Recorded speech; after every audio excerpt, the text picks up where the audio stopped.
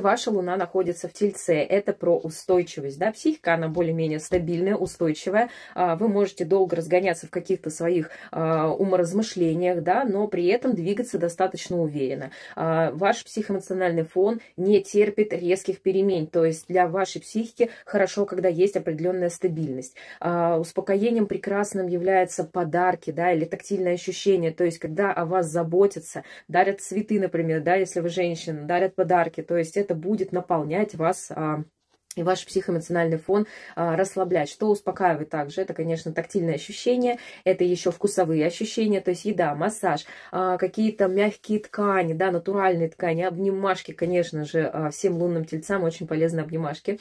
Природа, музыка, искусство, творчество, это все будет наполнять. Причем вам не обязательно заниматься творчеством, вам важно его созерцать. Какие страхи могут быть? Это страх потери ресурсов, фундамента и стабильности.